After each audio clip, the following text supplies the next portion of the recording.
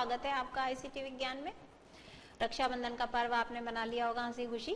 अब हम बात करते हैं थोड़ी सी पढ़ाई की। अध्याय 4 बच्चों हम ले रहे थे रासायनिक बंध व रासायनिक समीकरण। आयन की बात हम लोग कर चुके थे। आयन 2 प्रकार के थे, हम थोड़ा सा रिकॉल कर रहे हैं। आयन 2 प्रकार के बताए थे हमने, धनायन और ऋणायन। ऐसे परमाणु जिन पर आवेश होता है, धन आवेश होता है धनायन, ऋण आवेश होता है ऋणायन। आज हमें बात शुरू करनी है बच्चों मूलक से। अब ऐसे आवेशित परमाणु यानी कि आयन, ऐसे आयन जो कि किसी भी रासायनिक अभिक्रिया में एक पूर्ण इकाई की तरह से काम करते हैं।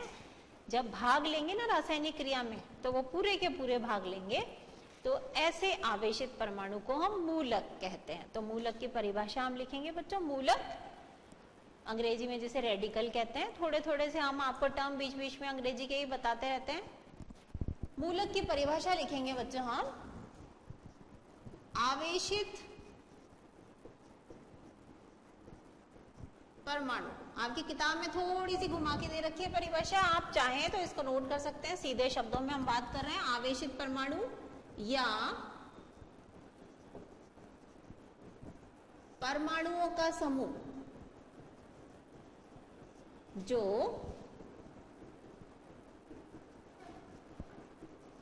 रासायनिक अभिक्रिया में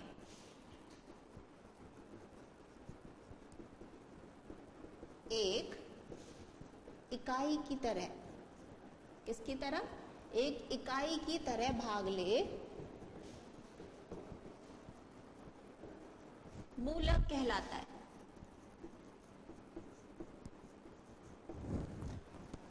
हमने लिखा है बच्चों आवेशित परमाणु, ऐसा परमाणु जिस पर आवेश है। अब वो परमाणु अकेला भी हो सकता है या वो परमाणुओं का समूह यानी कि 2 या 2 से ज्यादा परमाणुओं को लेकर के भी हो सकता है। तो होना चाहिए उसके ऊपर क्या? आवेश। तो आवश्यकता क्या है? आवेशित उसको होने की। वो एक परमाणु हो सकता है या परमाणुओं का समूह हो सकता है। रासायनिक क्रिया में वो एक इकाई की तरह से भाग लेगा, उसे हम क्या कहेंगे? मूलक कहेंगे। मूलक कितने प्रकार के होते हैं, उन्हें किस प्रकार बांटा जा सकता है, उसके लिए हम आगे देखेंगे मूलकों का वर्गीकरण।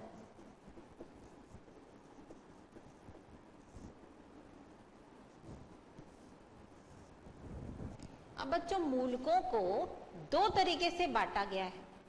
पहला आधार ये हो सकता है कि उस मूलक में कितने परमाणु उपस्थित हैं, और दूसरा आधार ये बनाया गया कि उस मूलक पर आवेश कौन सा है। क्योंकि हमने आप देखिए परिभाषा में भी 2 बातें करी है, आवेशित और परमाणु। तो परमाणु कितने उपस्थित हैं उसमें, और दूसरा उस पर आवेश कौन सा है। तो हम देखें यहाँ जरा, मूलकों का वर्गीकरण हम 2 आधार पर कर सकते हैं। उसमें से पहला आधार है आपका उपस्थित परमाणु की संख्या के आधार पर, उसमें कितने परमाणु उपस्थित हैं। तो इसके आधार पर बच्चों हम इनको 2 भागों में बांट सकते हैं। इसको हम ए कह सकते हैं, सरल मूलक,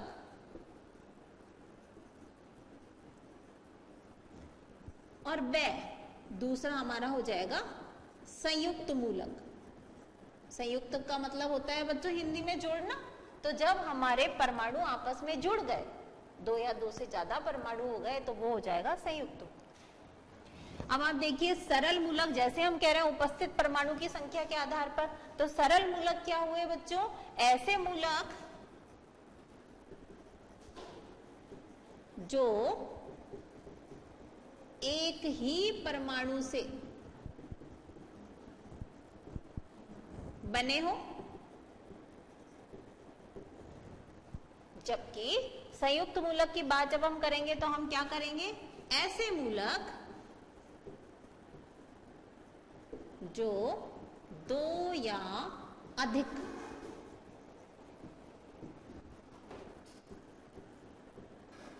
परमाणुओं से मिलकर बने हो। समझ रहे हैं आप बात? सरल सीधी सी बात है, सरल मूलक है, केवल एक ही प्रकार के परमाणु से मिलकर बना है, और संयुक्त जिसमें जुड़ गए, यानी दो या दो से अधिक परमाणु आपस में मिलकर जुड़ गए। यदि हम एक एक उदाहरण के द्वारा आपको बताएं, जैसे बच्चों इसका उदाहरण ले हम सरल मूलक का, सोडियम, जिसका प्रतीक है Na और इसके ऊपर प्लस। केवल इसमें एक ही परमाणु है बच्चों, सोडियम का। यदि हम संयुक्त मूलक की बात करें, उदाहरण इसका लें, तो हम क्या कहेंगे, जैसे आपका है कार्बोनेट, इसका सूत्र है बच्चों CO3 और इसके ऊपर है ऊपर -2। आप देखिए इसमें एक परमाणु है कार्बन का और 3 परमाणु है बच्चों इसमें ऑक्सीजन। O किसका प्रतीक है, ऑक्सीजन का। अब आपको इस स्थिति में 1 से 20 तक के जब बता दिए हैं हमने, तो आपके दिमाग में फट से आ जाना चाहिए C किसका प्रतीक है, कार्बन, O किसका प्रतीक है, ऑक्सीजन। बच्चों डेली हमने आपको पहले ही बताया था 5 तत्वों को आप याद कीजिए तो आसानी से याद हो जाएंगे। आपस में अपने दोस्तों को, सहेलियों को सुनाइए, लिखकर प्रैक्टिस कीजिए, आसानी से याद हो जाएंगे। तो आप देख रहे हैं ये सरल मूलक हो गया क्योंकि इसमें केवल एक ही प्रकार का परमाणु है, और ये संयुक्त मूलक का उदाहरण हो गया क्योंकि इसमें 2 से ज्यादा, यानी टोटल 3 और 1 4 परमाणु है बच्चों। तो ये हो गया हमारा पहला आधार मूलकों के वर्गीकरण का। आप ये लिख लें, इसके बाद हम दूसरे आधार की बात करेंगे जो कि है उस पर आवेश की प्रकृति क्या है।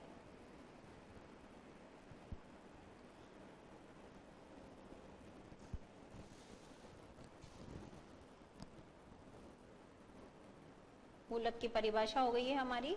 उसके बाद मूलक का वर्गीकरण हमने एक आधार पर देख लिया बच्चों, उपस्थित परमाणु कितने हैं उसमें।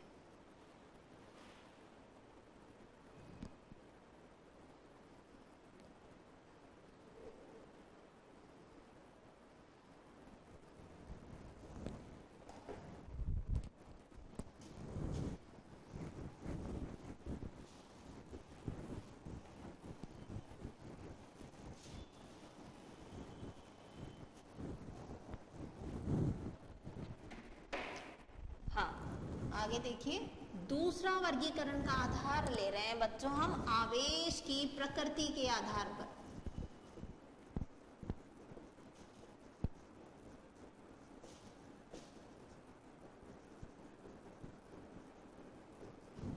इस आधार पर भी बच्चों 2 तरीके से हम मूलकों को वर्गीकृत कर सकते हैं। सबसे पहला आपका हो जाएगा क्षारीय मूलक।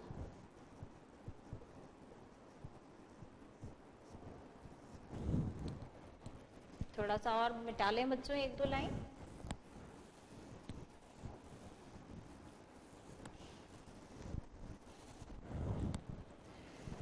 जितने भी हमारे धातु परमाणु हैं बच्चों, वो सभी इलेक्ट्रॉन त्याग करके धनावेशित हो जाते हैं। तो जितने भी धातु के धनायन हैं या हम ये कहें धनावेशित मूलक हैं, वो सभी के सभी हम किस श्रेणी में रखेंगे, क्षारीय मूलक की श्रेणी में रखेंगे। तो क्षारीय मूलक किन्हें कहा गया, धातु धनायन या धन आवेशित मूलक क्षारीय मूलक कहलाते हैं। अब ये जो बच्चों क्षारीय मूलक हैं, इनके लिए एक और नाम सुझाया गया है भास्मिक मूलक। भास्मिक मूलक क्यों कहते हैं, क्योंकि जितने भी क्षारीय मूलक है ना बच्चों, वो हमें भस्मों से प्राप्त होते हैं, इसलिए उनको एक और नाम दिया गया है। कौन सा नाम, भास्मिक मूलक। क्योंकि ये मूलक भस्मों से प्राप्त होते हैं,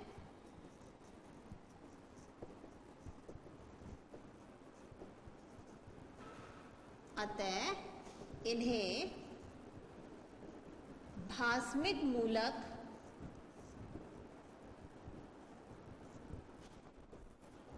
भी कहते हैं।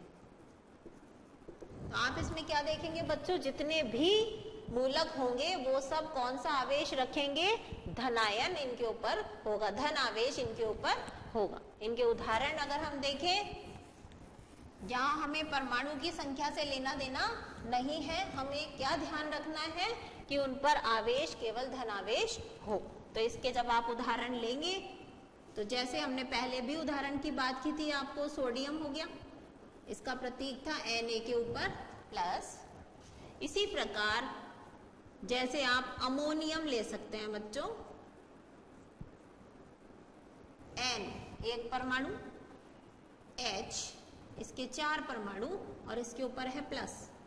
तो हमें उससे मतलब नहीं है बच्चों कि इसमें कितने परमाणु हैं, हमें किससे मतलब है इस वर्गीकरण में कि उस पर आवेश कौन सा होना चाहिए, धनावेश होना चाहिए। चलिए, उसके बाद दूसरा जो प्रकार हो सकता है बच्चों इस श्रेणी में, कौन सी श्रेणी, आवेश की प्रकृति के आधार पर। एक तो हमारे हो गए जिस पर धनायन है, धनावेश है, दूसरे हो गए हमारे अम्लीय मूलक।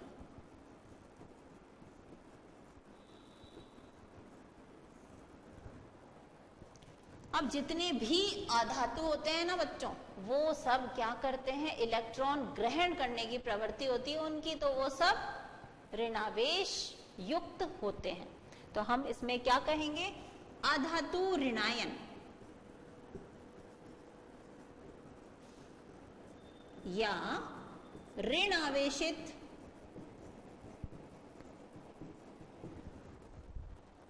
मूलक, अम्लीय मूलक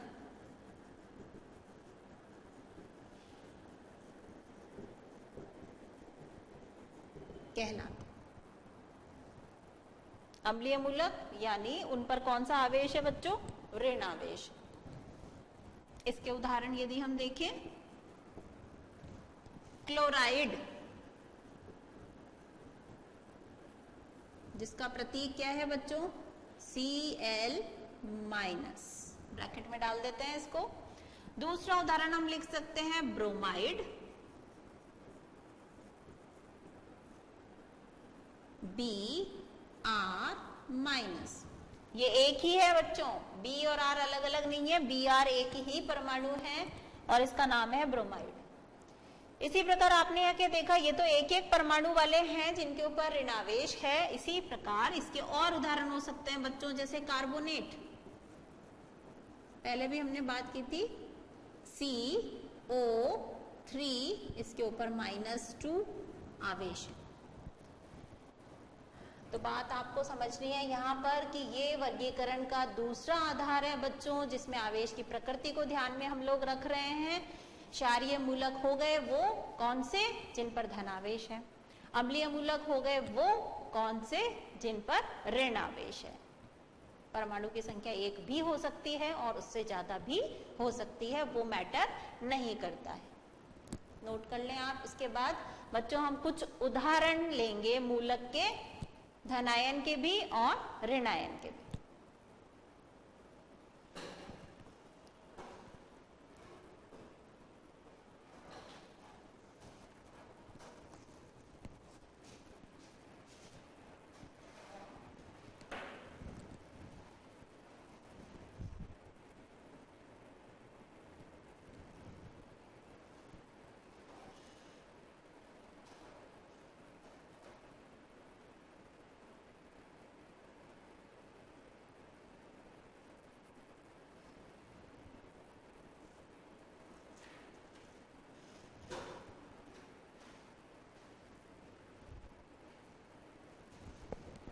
चलिए बच्चों आगे चलें।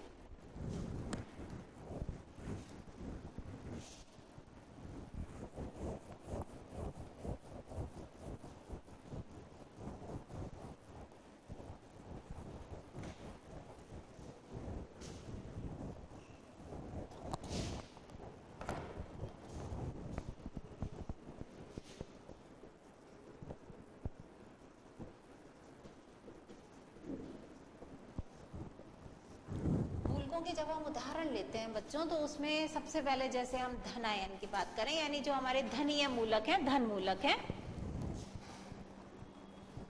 सबसे पहले हम किसकी बात कर लेते हैं, धनायन।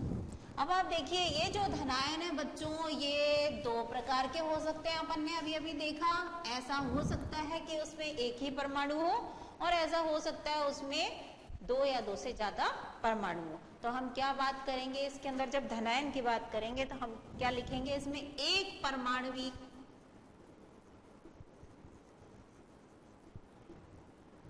धनायन हो सकता है और बहु परमाणुवीय धनायन। धनायन एक परमाणुवीय हो सकता है और बहु परमाणुवीय हो सकता है, यानी इसमें 2 या 2 से ज्यादा परमाणु उपस्थित हो। एक परमाणुवीय को फिर से हम आगे बांट सकते हैं बच्चों। अब किसके आधार पर बांट सकते हैं, हम उसके अंदर आवेश की मात्रा के आधार पर बांट सकते हैं। आवेश तो हमको पता ही है नो डाउट कि कौन सा होगा, चूंकि ये धनायन है, धनमूलक है, तो इस पर आवेश तो प्लस ही होगा, लेकिन उसकी संख्या बच्चों बदल सकती है। 1 हो सकती है, 2 हो सकती है, 3 हो सकती है। तो हम धनायन में एक परमाणुवीय धनायन को फिर से हम बांट रहे हैं बच्चों एक संयोजी।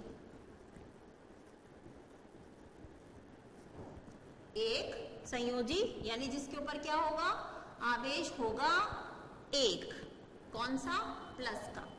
दूसरा हम बांट रहे हैं बच्चों द्विसंयोजी, और तीसरा हम बांट सकते हैं त्रिसंयोजी, जिनके ऊपर कितनी संयोजकता हो, हमारी 3 संयोजकता हो। देखें इनके एक उदाहरण, जैसे हम एक संयोजी को हम सबसे पहले लेते हैं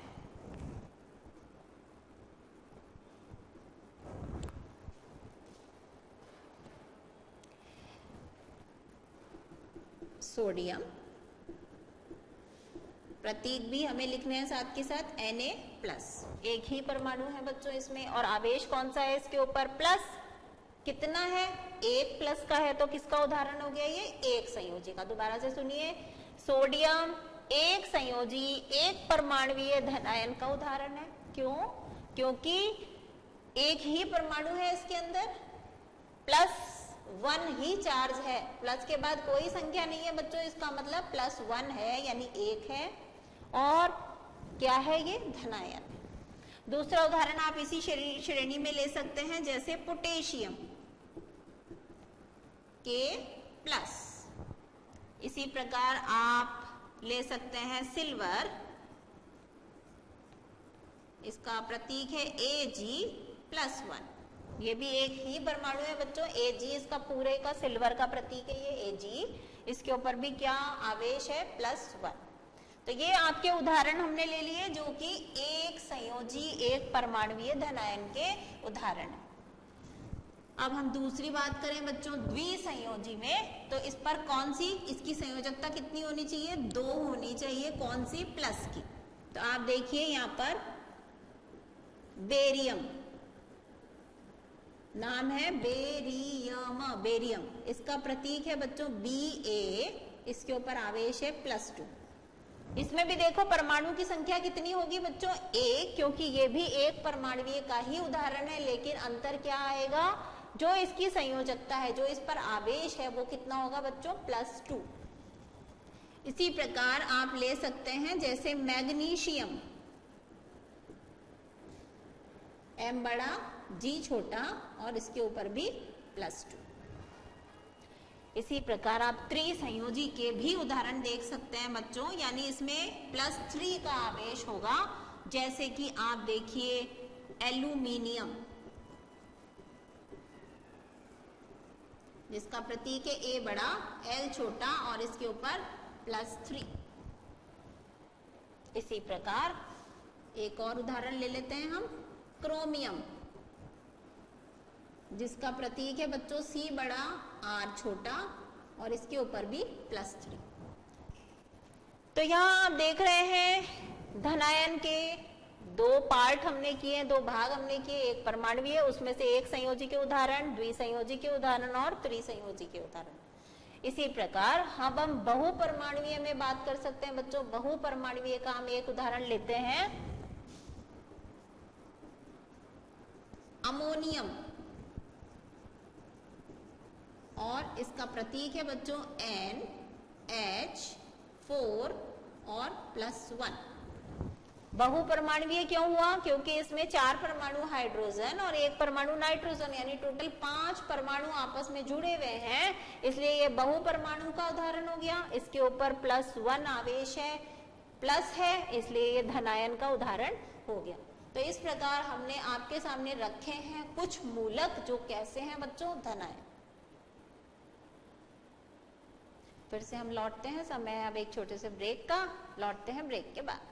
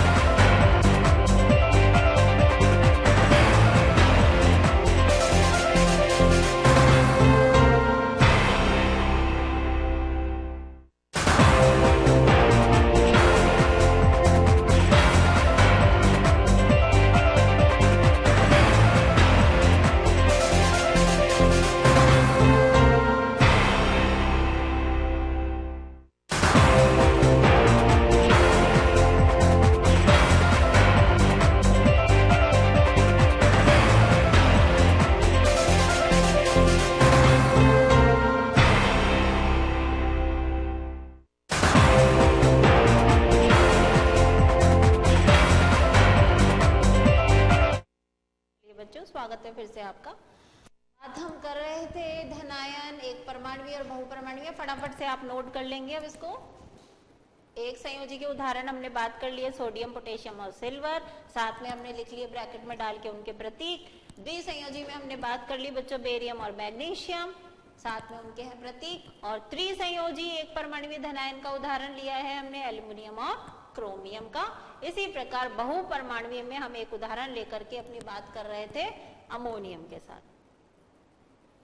इसी प्रकार बिल्कुल तरीके से हम कुछ ऋणायन के भी उदाहरण देख लेंगे।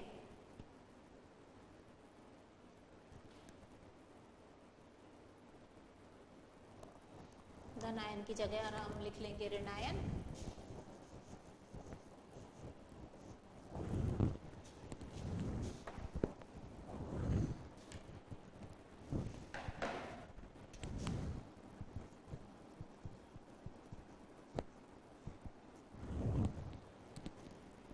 ऋणायन को भी बच्चों उसी प्रकार हम एक परमाणुवीय और बहुपरमाणुवीय में बांट करके अध्ययन करेंगे।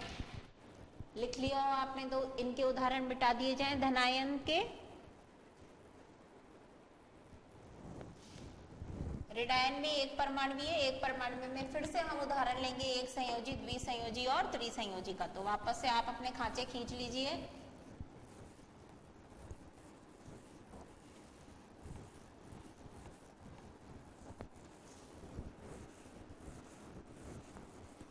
यहां भी हम बच्चों बात कर सकते हैं बहुपरमाणुवीय में भी इसी प्रकार से ही इसको भी 3 पार्ट्स में हम तोड़ सकते हैं। एक संयोजी, द्विसंयोजी और त्रिसंयोजी। एक एक करके हम उदाहरण लेकर इसकी बात करते हैं बच्चों। सबसे पहले हम बात करेंगे हमारे ऋणायन में एक परमाणुवीय, यानी ध्यान हमें देना है केवल एक परमाणु से मिलकर के बने हुए हों और अब उनके ऊपर संयोजकता कितनी हो बच्चों, आवेश कितना हो, -1। सब पे कौन सा आवेश आएगा, माइनस, क्योंकि हम बात कर रहे हैं ऋण मूलक की। अब देखिए एक संयोजी में बच्चों हम उदाहरण ले सकते हैं क्लोराइड,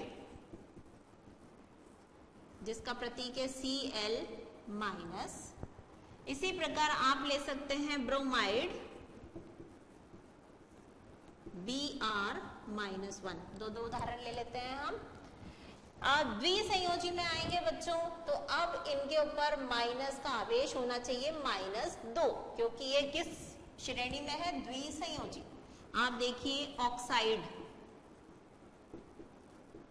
नाम है ऑक्साइड, प्रतीक है बच्चों इसका O के ऊपर माइनस कितना होना चाहिए? 2। और दूसरा उदाहरण हम ले लेते हैं इसका सल्फाइड। सल्फाइड का प्रतीक है S और उसके ऊपर भी आवेश कितना आएगा बच्चों? -2। यहां थोड़ा सा हम डिवाइड कर देते हैं इस तरीके से। उसके बाद हम बात करते हैं त्रिसंयोजी। अब आपको लेना है ऐसा मूलक का उदाहरण जिसके ऊपर आवेश आना चाहिए -3। क्या आना चाहिए? -3। पहला उदाहरण बच्चों हम ले लेते हैं नाइट्राइड। नाइट्राइड और इसका प्रतीक है N के ऊपर अब कितना आएगा? Very good, -3। इसी प्रकार आप एक और उदाहरण ले सकते हैं फॉस्फाइड। फॉस्फाइड और इसका प्रतीक है P के ऊपर कितना आएगा? वेरी गुड, -3, क्योंकि ये त्रिसंयोजी ऋणमूलक के उदाहरण। नोट कर लीजिए इसको। ऋणायन एक परमाणु में एक संयोजी के 2 उदाहरण हमने लिए हैं, क्लोराइड और ब्रोमाइड। द्विसंयोजी में 2 उदाहरण फिर से हमने लिए हैं, ऑक्साइड और सल्फाइड। और त्रिसंयोजी के अंदर है नाइट्राइड और फॉस्फाइड।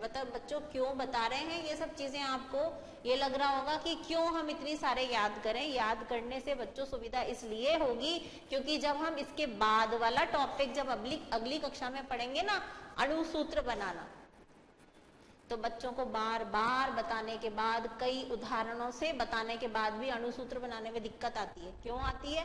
क्योंकि बच्चों उन्हें प्रतीक ही नहीं पता।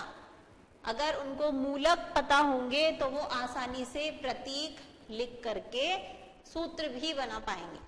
और आपके एक प्रश्न जरूर आता है परीक्षा में, अणुसूत्र बनाइए। तो इसलिए हमको उस समय सुविधा मिलेगी बच्चों अगर आज हम इनकी ABCD सीख लेंगे। समझ में आया?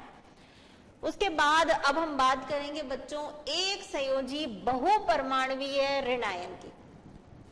ध्यान दीजिए, ऋणायन होना चाहिए ज्यादा परमाणु, एक से ज्यादा परमाणु उसके पास हो और उसके ऊपर आवेश कितना हो?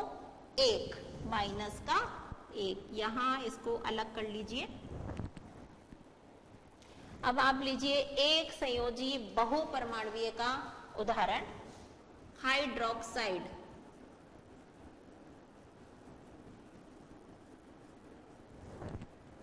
हाइड्रोक्साइड का प्रतीक है बच्चों, नीचे लिख देती हूं, OH-।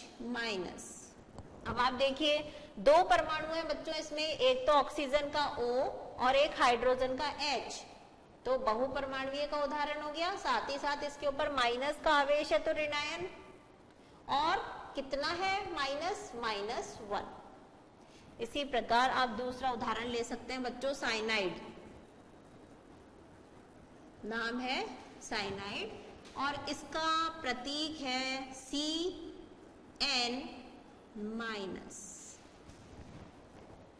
एक बच्चों हमें ये चीज कैसे समझ में आए कि ये एक ही परमाणु है या अलग अलग है? लिखा हुआ देख करके देखिए।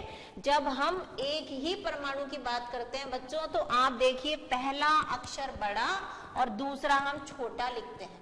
इसीलिए जब हम आपको बोलते हैं तो लिखते हैं B बड़ा R छोटा। ध्यान दिया होगा आपने। तो जब आपके पास पहला अक्षर बड़ा और दूसरा छोटा है, इसका मतलब आप समझ जाइए ये एक ही परमाणु है। लेकिन यदि पहला अक्षर भी बड़ा और दूसरा अक्षर भी बड़ा, इसका मतलब आप समझ जाइए कि ये दोनों क्या हैं?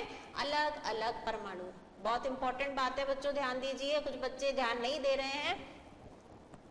यहां देखिए जैसे O बड़ा और H बड़ा, इसका मतलब बच्चों एक परमाणु ये है ऑक्सीजन और दूसरा परमाणु ये है हाइड्रोजन। तो हमें समझ में आ रहा है। इसी प्रकार यहाँ देखिए C बड़ा N बड़ा, इसका मतलब ये एक परमाणु है, ये दूसरा परमाणु है, यानी ये 2 परमाणुओं से मिलकर बना है। इसका मतलब ये किसका उदाहरण हो गया? बहुपरमाणुवीय ऋणायन का उदाहरण हो गया। समझ में आया? उसके बाद हम चलते हैं बच्चों द्विसंयोजी उदाहरण लेते हैं। द्विसंयोजी बहुपरमाणुवीय का उदाहरण आप देखिए, कार्बोनेट, जिसका सूत्र क्या है, C बड़ा O बड़ा, नीचे 3 और ऊपर आवेश है -2।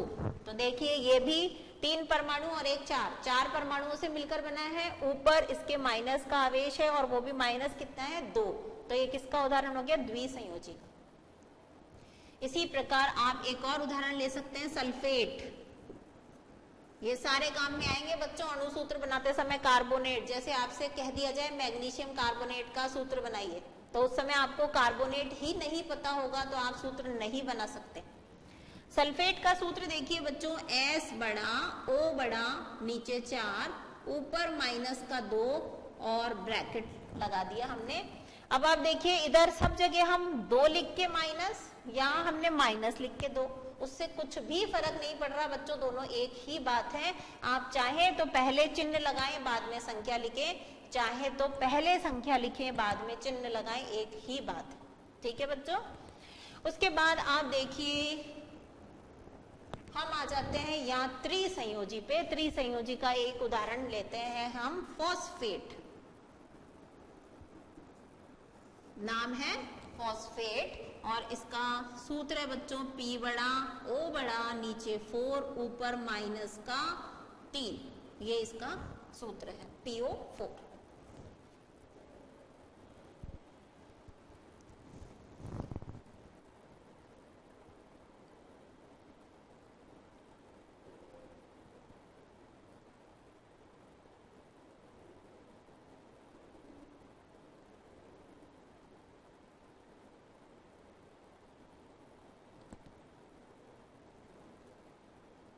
जल्दी से लिखिए बच्चों।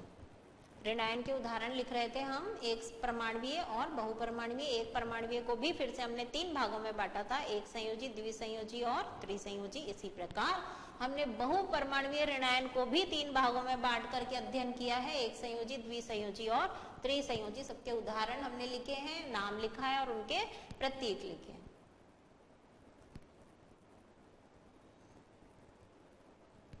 यहाँ इन सभी उदाहरणों में बच्चों एक चीज आप देखिए, जितने भी आवेश इन आयनों के ऊपर हैं वही सब उनकी क्या कहलाते हैं बच्चों, संयोजकता।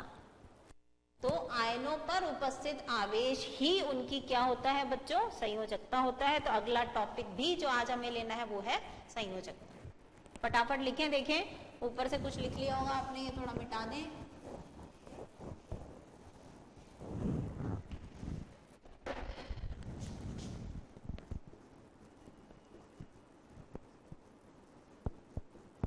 ये सब जो हमारे पाठ चल रहे हैं बच्चों, आपके 1 से लेके 4 तक के पाठ, वो हमारे रसायन विज्ञान के पाठ कहलाते हैं। विज्ञान की एक शाखा है रसायन विज्ञान, और ये आपकी सब आधारभूत बातें हैं। मूलक क्या है, धनायन क्या है, ऋणायन क्या है, संयोजकता क्या है, अणुसूत्र क्या है, प्रतीक क्या है। अगर हमने इन सबको पकड़ लिया ना बच्चों, तो आगे भविष्य में हमें कभी भी रसायन विज्ञान के पाठ पढ़ते समय दिक्कत महसूस नहीं होगी। बात आगे हम करते हैं बच्चों संयोजकता की। कुछ बच्चे जो धीरे लिखते हैं उसके लिए ये लिखा हुआ है, लिख लें वो फटाफट से। बच्चों जब हमने परमाणु के मॉडल पढ़े थे तब हमने एक बात सीखी थी कि जब नील्स बोहर वैज्ञानिक ने अपना प्रतिरूप दिया था परमाणु का, तब उन्होंने एक बात बताई थी हमें कि इलेक्ट्रॉन जो नाभिक के चारों ओर कक्षों में चक्कर लगाते हैं वो संख्या में सबसे बाह्यतम कोश में कितने होंगे, 8।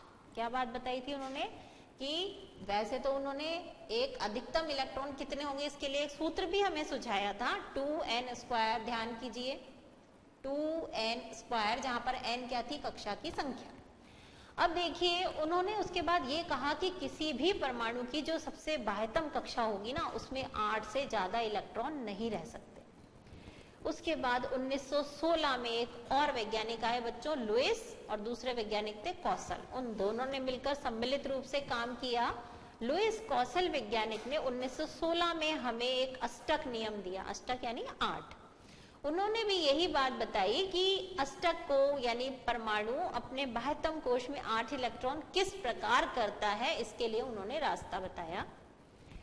हो सकता है एक परमाणु अपना अष्टक पूरा करने के लिए, अष्टक से आप बात समझ रहे होंगे कि उसके बाह्यतम कोश में कितने करना चाहेगा, वो 8। क्योंकि क्यों करना चाहेगा, सबसे पहले ये भी क्लियर चाहिए, जब वो 8 इलेक्ट्रॉन प्राप्त कर लेता है ना, तो वो संतुष्ट हो जाता है, उसे आगे और किसी से भी क्रिया करने की आवश्यकता नहीं रहती, इसलिए वो क्या करना चाहता है, 8 इलेक्ट्रॉन प्राप्त करना चाहता है। अब लुईस और कौशल वैज्ञानिकों ने हमें ये बताया कि कोई भी परमाणु 8 इलेक्ट्रॉन करने के लिए या तो अपने में से इलेक्ट्रॉन को बाहर निकाल सकता है और दूसरे परमाणु को दे सकता है, या फिर दूसरा परमाणु उससे इलेक्ट्रॉन ले सकता है, या फिर लेना देना ना करके बच्चों दोनों क्या कर लें, साझा। साझा समझते हो ना, गणित में पढ़ते हो, क्या हुआ, एक तेरा एक मेरा, तो दोनों का बराबर अधिकार। एक इलेक्ट्रॉन लेकर के एक परमाणु आता है, दूसरा इलेक्ट्रॉन लेकर के एक परमाणु आता है, और दोनों का अधिकार उन दोनों पर ही होता है। आगे पढ़ेंगे और हम इसी डिटेल में। यहाँ आप ये समझ लें कि अष्टक पूरा करने के लिए परमाणु आपस में इलेक्ट्रॉनों का लेन देन कर सकते हैं, स्थानांतरण कर सकते हैं, या फिर वो इलेक्ट्रॉनों का साझा कर सकते हैं। जब वो ऐसा काम करके बच्चों अपना अष्टक पूरा कर लेते हैं, तो जितने इलेक्ट्रॉन के द्वारा ये लेन देन या साझा हुआ है, उसे ही हम उसकी क्या कह देते हैं, संयोजकता कह देते हैं। तो समझ में आया, अष्टक पूरा करने के लिए जितने इलेक्ट्रॉनों का साझा किया जाता है या इलेक्ट्रॉनों का स्थानांतरण होता है, वही उस परमाणु की संयोजकता हो जाती है। और अगर संक्षेप में हम समझें तो हमने आपको अभी बता ही दिया, किसी भी परमाणु के ऊपर जितना आवेश होता है वही उसकी क्या कहला जाती है, संयोजकता कहलाती है।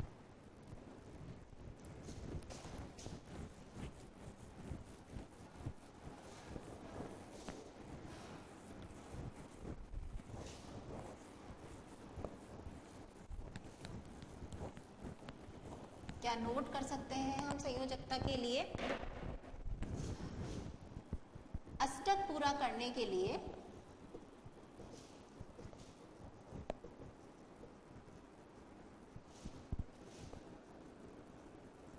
परमाणु द्वारा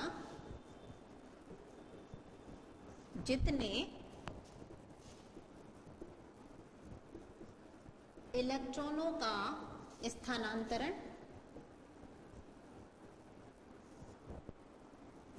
या साझा किया जाता है,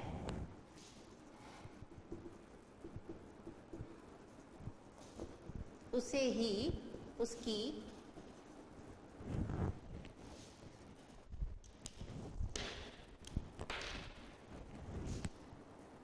संयोजकता कहते हैं।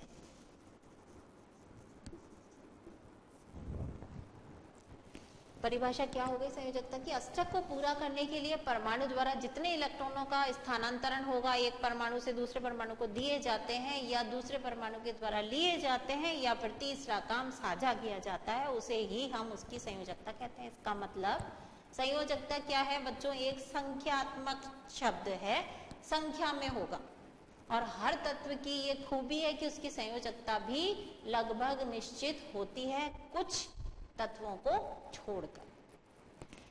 अब देखिए उदाहरण के द्वारा यदि हम अपनी बात करें, सोडियम की हम जैसे बात कर रहे हैं, सोडियम का प्रतीक भी अब हम जानते हैं Na, और इसके पास बच्चों विन्यास होता है 281। ये हम पार्ट 3 में आराम से बात कर चुके हैं। अब इसको बच्चों बाह्यतम कोश 1 है।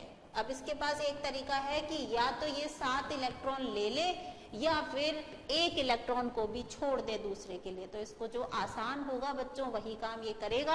ये इस एक इलेक्ट्रॉन को छोड़ देता है, माइनस इलेक्ट्रॉन, और यहाँ पर Na+ बना लेता है, और इसका विन्यास रह जाए 2 और 8, यानी बाह्यतम कोश में कितने रह गए, 8 इलेक्ट्रॉन। इस प्रकार उसका अष्टक पूरा हो जाता है।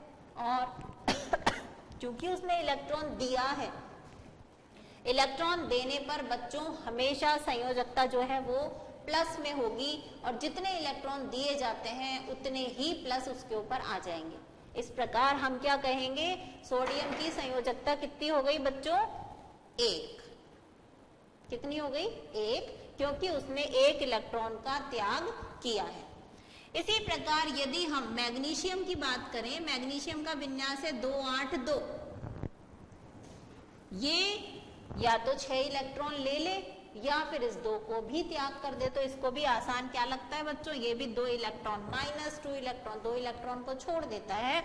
और मैग्नीशियम के ऊपर चूंकि 2 इलेक्ट्रॉन छोड़ता है तो प्लस का 2 आ जाता है और इसका विन्यास अब रह जाता है 2 और 8, यानी इनका अष्टक क्या हो चुका है, पूरा।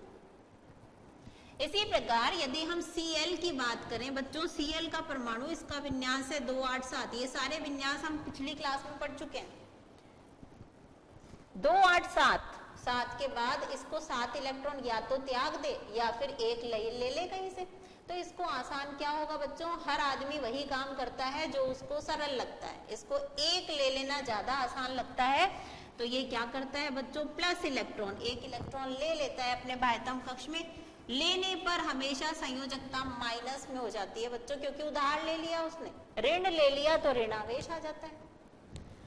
अब इसका विन्यास हो गया 2 8 और 7 और 1 8, वेरी गुड, 8 हो जाता है, इसका भी अष्टक पूरा हो जाता है। तो इसका मतलब क्या हो गया बच्चों, इसका भी अष्टक पूरा हो गया और अष्टक पूरा होने के लिए इसने क्या किया, इलेक्ट्रॉन ले लिया।